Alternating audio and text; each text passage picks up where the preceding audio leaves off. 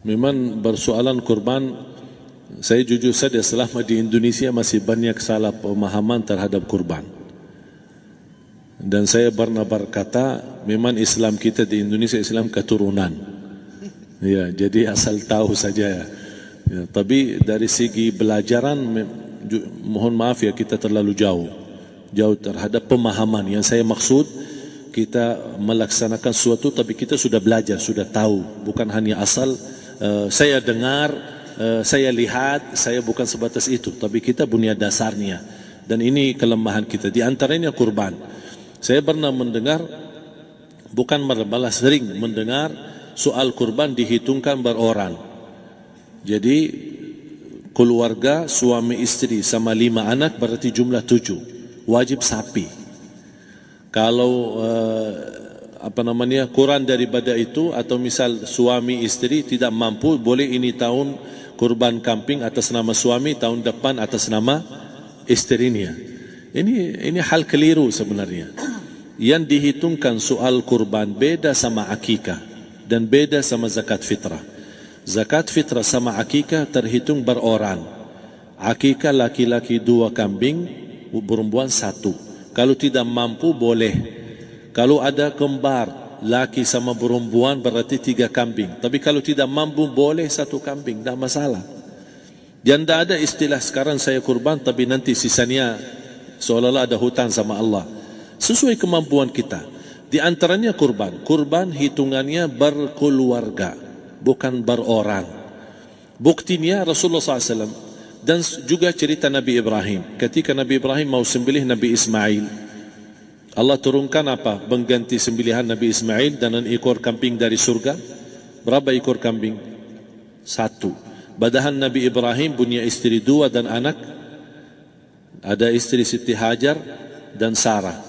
Kemudian anaknya Ismail dan Ishak. Berarti semuanya berapa? 5. Kenapa Allah tidak turunkan 5 ekor kambing? Karena hitungannya memang 1 keluarga. Yang kedua, Rasul sendiri sembelih 2 kambing. Pertama, Bismillah atas nama Muhammad dan keluarga Nabi Muhammad. Padahal kita tahu keluarga Nabi Muhammad SAW termasuk keluarga besar. 11 istri, belum lagi anaknya, laki-laki sama perempuan.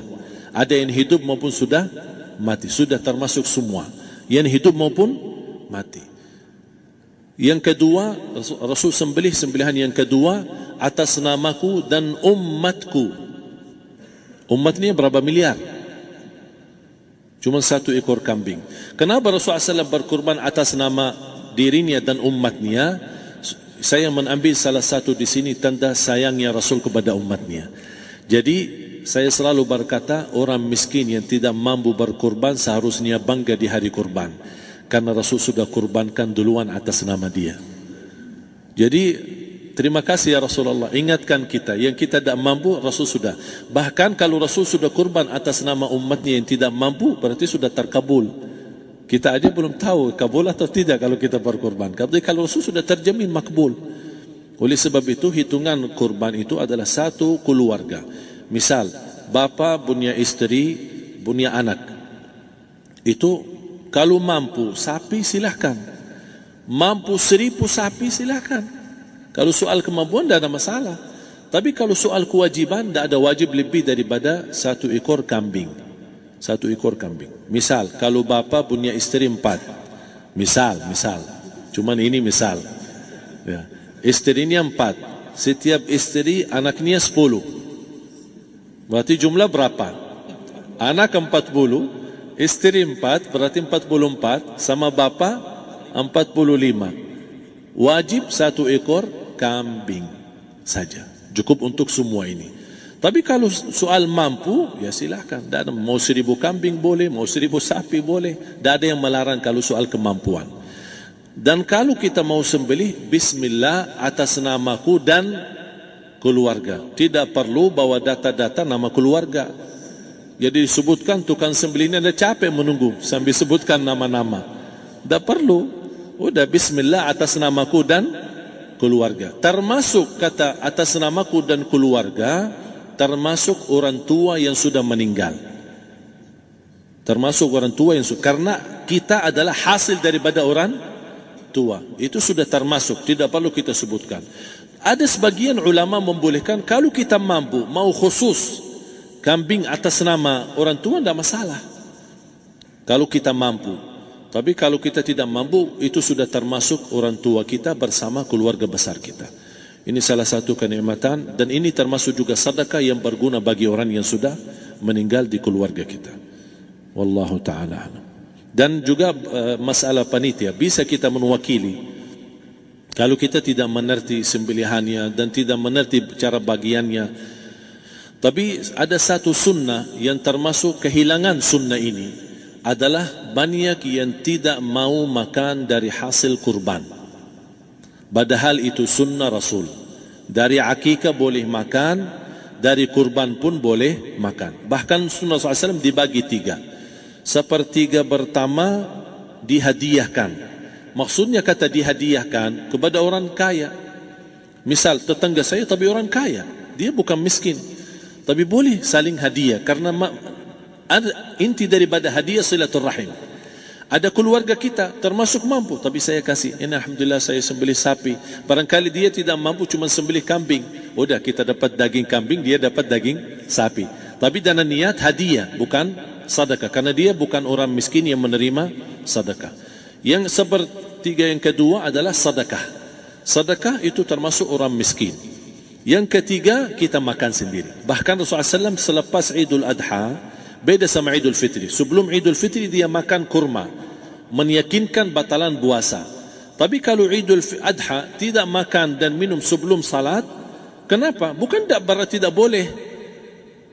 Tapi Rasulullah SAW ingin pertama pembukaannya, buka sarapannya atau makan di pagi harinya selepas Idul Adha adalah dari hasil sembelihan kambing itu atau dari kurban. Jadi kita sebagian sedikit. Tapi kalau kita merasa alhamdulillah rezeki saya banyak di rumah, alhamdulillah banyak ada makanan, mau sedekahin semuanya, semua mau sedekahin, tidak masalah. Tapi yang saya maksud, kenapa tidak kita sekali-kali hidupkan sunnah Rasul? Jadi sebagian, walaupun ada sebagian sedikit lah, buat istilahnya sama sedikit porsi nasi atau apa, karena kita berhak sebagai kita kurbankan lillahi ta'ala, kita berhak menikmati kurban ini yang lillahi ta'ala supaya kita mendapatkan keberkahannya, bukan hanya orang lain. Terus yang kedua ada masalah pembayaran. Kalau kita wakili panitia, boleh kita pesan sama panitia, tolong sedikit dari kurban saya minta buat saya makan. Itu tidak masalah, kita boleh minta. Dan boleh kita wakili, tapi kita tolong ingatkan, tidak boleh pembayaran hasil sembelihan itu dari kulitnya. Ini menjadi salah satu persoalan di Indonesia. Banyak tukang sembelih datang, ketika kita tawarkan untuk sembelih ini, berapa Pak? Oh, tidak apa-apa, kasih aja kulitnya sama kepalanya. Jangan Anda setuju, jangan Anda terima. Oh maaf, saya tidak bisa. Bapak berapa ongkos sembelihannya? Kita harus sepakat dulu. Tidak, saya ikhlas, tidak apa-apa, seikhlasnya. Tapi yang penting kepalanya sama kulitnya. Itu aja yang saya minta, yang lain tidak apa-apa. Tidak boleh. Tidak boleh. Kenapa? Karena ini kurban. Kata kurban berarti lillahi ta'ala, bukan untuk jual beli. Kalau kita sudah bayar dari bagian kurban, berarti bukan lillahi ta'ala. Harus kita jaga amalan itu.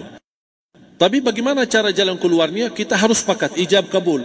Sepakat dulu, Pak, saya udah begini, saya kasih untuk sembelihan 50.000. Bapak setuju? Ya udah setuju. Selesai kan? Sudah sembelih, sudah potong, sudah semua. Lepas ini semua, kita kasih ongkos 50.000 ongkos sembelihannya. Habis itu, Pak, kulitnya sama kepala hadiah buat Bapak. Itu tidak apa-apa, tidak masalah. Tapi bukan untuk bayar sembelihan.